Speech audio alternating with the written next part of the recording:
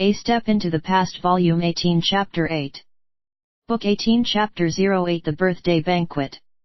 The newly built Premier Mentor Residence is the most imposing architecture besides Xianyang Palace.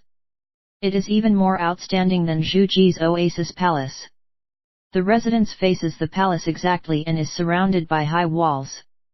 After passing through the main gate, there is a large courtyard that can serve as a training ground for 1,000 men. There are 3 main buildings and they are connected by extensive corridors. From south to north, everything is made of the best wood or clay. The 4 sides are surrounded by slopes and all the buildings have elaborate roofs and are supported by double pillars. It is as imposing as can be. A room in the main hall is dedicated to be the ancestral hall. Besides the main halls, there are nearly 30 separate blocks of buildings which are used for housing, storage, cooking, and other purposes. The buildings are divided neatly according to left and right side of the halls. Lush greenery can be found around the main halls and it was an inviting environment.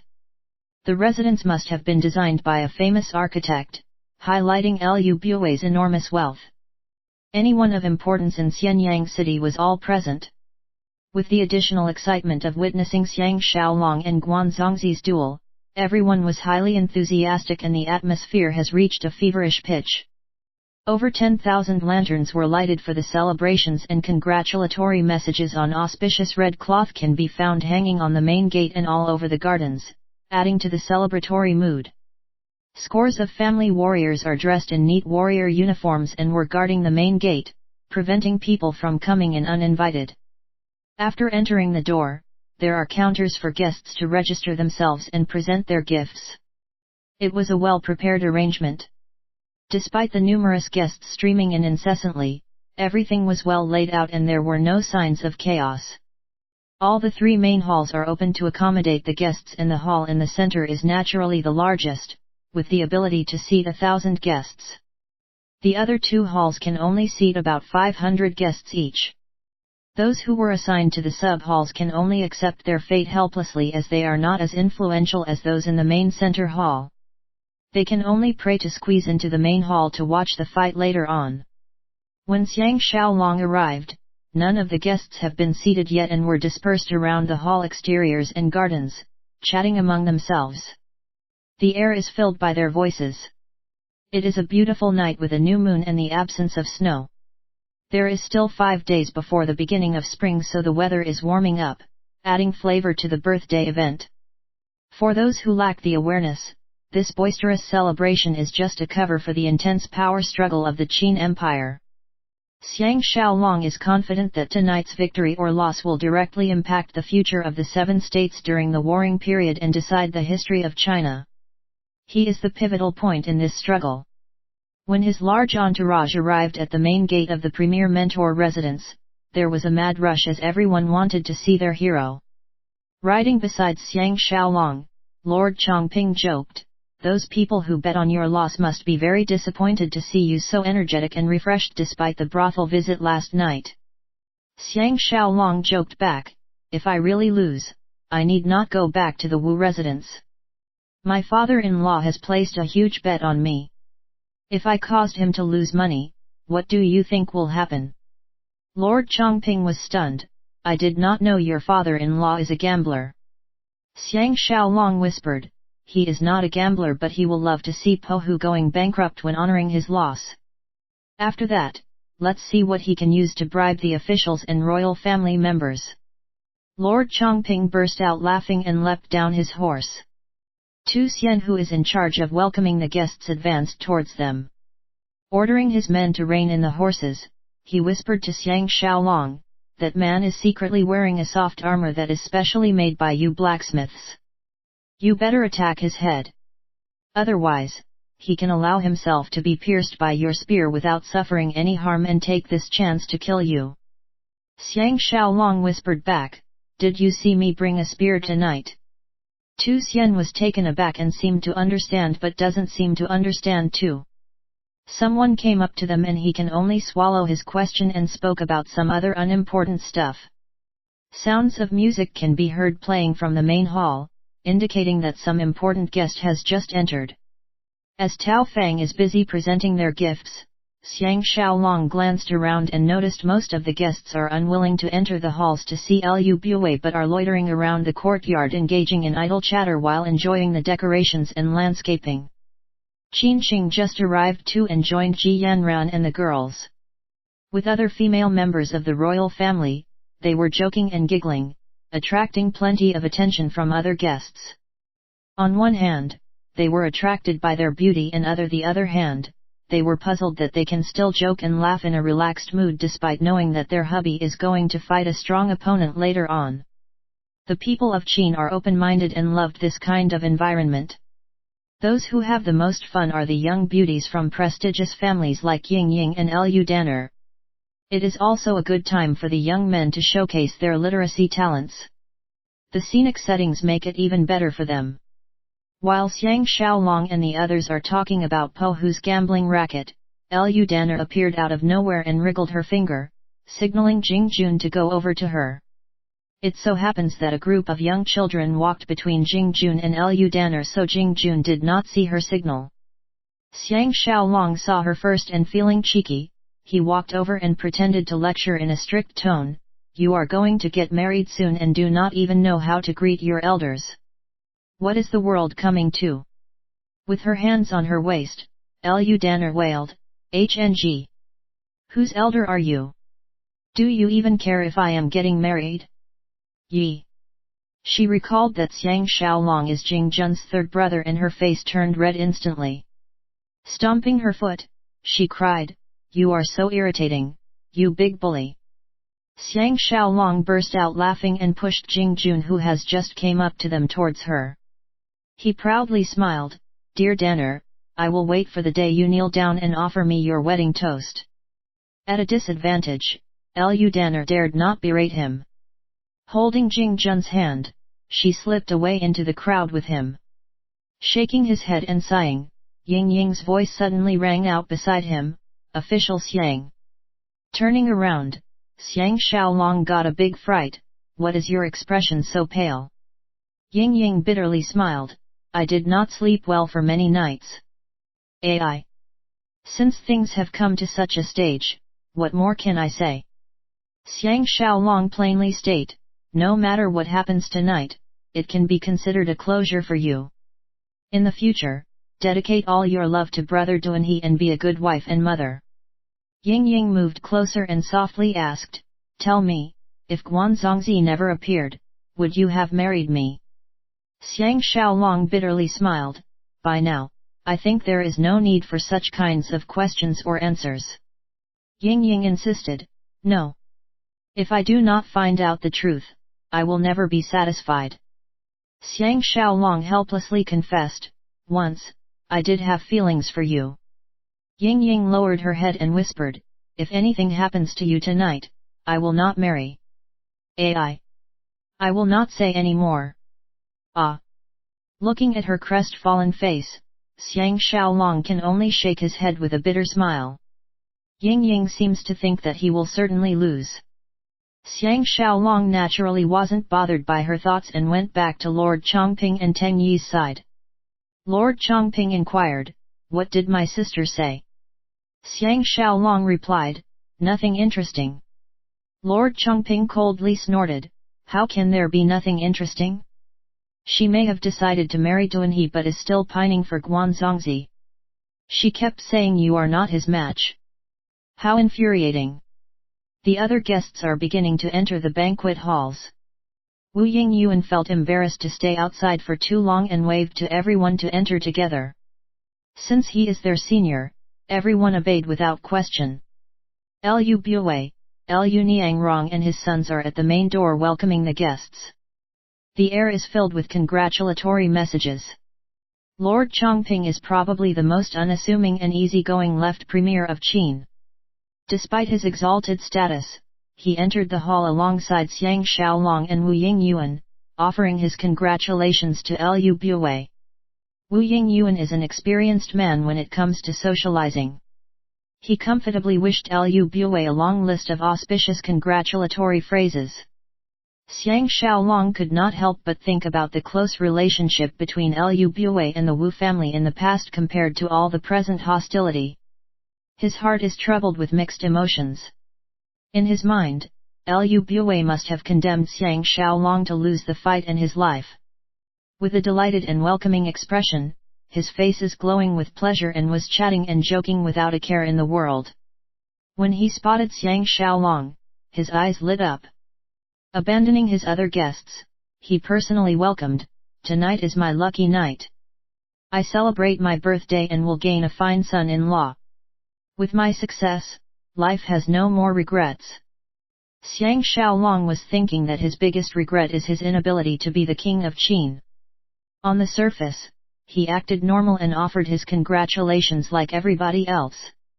Before Lu Bue can say anything else, Xiang Xiaolong gestured to the people behind him. Everyone breezed through the door and do not have to offer any hypocritical wishes. After a few steps, a silhouette flashed by. Lu Niangrong appeared in front of Xiang Xiaolong and with a cold expression, she stated, "Official Xiang, I need to speak to you privately." Huan Yi, Teng Yi, and the rest moved on and followed the ushers to their seats. Lu Niangrong plainly remarked, "Official Xiang, please come with me." Xiang Xiaolong is certain that she has nothing good to say and can feel a grudge for her. Following her through the banquet tables, they came to an external door leading towards the central garden. Xiang Xiaolong stopped and insisted, "Can we just say it here? Otherwise, others may start to gossip about us." The guardians are initially behind him. Hearing his words, they fanned out in all four directions and prevent people from getting close to them. Lu Niangrong turned around and icily commented, "Since when did you become so timid and afraid of gossip? Moreover, if you win, I will be your woman. What is there to be frightened of?" Xiang Xiaolong can detect the sarcasm in her voice. Though angered, he would not hold it against her. He simply smiled, "I am sure third mistress asked me here for a better reason than just ridiculing me." Lu Niangrong's eyes shone sharply and she replied in a deep voice, "Of course. I am not in the mood to chat with you and only want to ask you a question. Since you do not love me, why did you accept Zongzi's challenge?" Unable to hold it any longer, Xiang Xiaolong coldly smiled, "All third mistress needs to do later is to publicly announce that you are only willing to marry official Guan. Then, even if I want to fight him, there is no reason to." Her pretty face turning grave cold, Lu Niangrong stared fiercely at him for some time before slowly nodding, "Fine. I shall see how you end up tonight." With a vicious stomp, she returned to the main hall. After her fragrance has dissipated from the air, Xiang Xiaolong sighed to himself. Lu Niangrong may be an evil woman but she has his interests at heart. She wanted to dissuade him from fighting because like Ying Ying, she thinks he will surely lose the fight. But in order to kill Guan Zongzi, he had to ignore her good intentions. Back at the main hall, most of the guests have already been seated. Everyone is turning their heads, looking and pointing at him.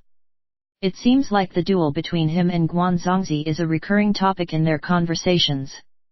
Due to the large number of guests, besides the three hosting tables at the south, the rest of the tables are divided into two sides, the left and right side. Each side has 4 layers of tables and each table can seat 4 persons. They are all facing the spacious stage in the middle of the hall which will soon be the center of attraction for song and dance performances and the duel as well. As it is time to be seated, an usher came up to them and led them towards their seats. Xiang Xiaolong is seated in the first row of the right side, 8 tables away from the hosting tables. The other people in the first rows are naturally Lord Chongping, Wang He, Wang Ci and other prominent generals. Opposite them in the first rows are Wang Wan, Caize, Lao Ai, and the influential people in the premier mentor residence. Guan Zongzi, however, cannot be found. Sitting down besides Teng Yi, Jing Jun, and Wu Ying Yuan, Xiang Xiaolong discovered his 3 wives and Qinqing seated on the same row ahead of them and are sending him sweet looks and smiles, adding to his joy. Looking behind them, he saw the same sweet looks and smiles from the pretty and attractive Tian sisters. Incidentally, Tao Fang is sharing their table. The guardians are sitting behind Xiang Xiaolong's table. After some idle chat with Wu Yingyuan, Xiang Xiaolong looked towards the main door. The group of 30-odd musicians on both sides of the door have stopped playing while Lu Bue, Lu Niangrong and the others have disappeared. Only Tu Xian is left welcoming the guests. Out of the blue, Wu Yingyuan poked Xiang Xiaolong under the table. Xiang Xiaolong broke out of his trance and scanned around. He finally noticed Du Bai and Po Hu seated opposite them and were leaving their seats and walking towards them. Xiang Xiaolong, Teng Yi, and Jing Jun can only follow Wu Yingyuan example by standing up to greet them. Po Hu is looking straight ahead while Du Bai stared viciously at Ji Yanran and Qin Xing with jealousy. Although he pretended to be looking around aimlessly, his behavior did not escape the sharp observation skills of Xiang Xiaolong. In between the adjoining tables, everyone introduced themselves and mentioned the usual courtesies. Po Hu's sharp eyes assessed Xiang Xiaolong for a while and he chuckled, "Official Xiang is truly an outstanding talent which is rare among men. No wonder Master Wu placed a huge bet on you. As a friend, I wish you victory, but as a businessman, I wish for the opposite. My heart is in a dilemma." Xiang Xiaolong is beginning to understand Huan Yi's dislike for this man. Based on his demeanor and attitude, he seems to regard everyone and everything as a business transaction. It is even more obvious just by looking at his eyes. Wu Yingyuan is an experienced socialite. He laughed, "Master Po is too serious. My little bet in nothing in your eyes and of course, will hardly affect your wealth in harming our friendship." Xiang Xiaolong and his wives overheard his words and were full of admiration. Du Bai smiled, "Master Wu's answer is really great. If official Xiang's sword skill is as great, he will definitely win tonight. When that happens, I am afraid Master Po will have to sell his properties in order to honor his loss." Xiang Xiaolong joked, "Today, I finally learnt that great general knows how to tell jokes too. Master Po's wealth is immeasurable. Just by taking any banknote from his wallet is more than enough for all of us to be VIP clients in drunken wind brothel night after night." Hearing his exaggerated words, everyone is highly amused and even Ji Yanran and the girls are smiling like flowers in full blossom, attracting the attention of those who are interested in them. The door attendant announced, "The Empress and Crown Prince arrives." The music began to start playing. All the elegantly dressed maids who are serving wine and food are the first to kneel down. Po Hu and Du Bai bade their farewells and returned to their table. The rest of the guests kneeled down and prepared to welcome the Empress and Crown Prince. Jing Jun reminded, "The man seated between Lao Ai and Han Ji is Headmaster Qiu Risheng of the Vinan Martial Arts School." Xiang Xiaolong slanted his face to one side, facing Lao Ai's table and promptly identified Qiu Risheng. It so happens that Qiu Risheng and Han Ji are looking over at him too. When their eyes met, all three men felt slightly awkward. This is the second time Xiang Xiaolong has seen Qiu Risheng. He first saw him during his duel with Wang Jian. Due to the distance between them during that time, he did not have a clear impression of this man. This expert swordsman has fine features and his limbs are longer than the ordinary man, giving the impression that they are very sensitive and agile. Around the age of 35, his eyes are brimming with energy and he has the air of an extraordinary man. Looking at his appearance alone, one can already feel that he is an extremely fearsome opponent. No wonder Lao Ai is so keen to recruit him. He also noticed Xiao Pan's spy, Mao Chiao, seated behind their table with Ling Qi and Qiuoxin. His status is below that of Qiu Risheng, Han Ji, and Lao Si who are sharing Lao Ai's table. The door attendant made another announcement and the music played even louder. 16 palace guards first paved the way before Zhu Ji, Xiao Pan, and Lu Bue strode into the hall. Behind them are Lord Chan Guen and another 16 palace guards. They are followed by the key people of Lu Bue's household including Lu Niangrong and the newly arrived Guan Zongzi. Despite the short interval, Guan Zongzi is certainly more powerful than before. He walked with strong, confident steps and his eyes are shining as if they are electrified. In an intimidating manner, he walked ahead of a group of family warriors. Except for his near-equal swordsman Su Shang, everyone else seems to be despised by him. When Xiang Xiaolong caught sight of him, Guanzongzi happened to see him too. Exchanging a long stare, it was like two lightning bolts striking from each other's eyes.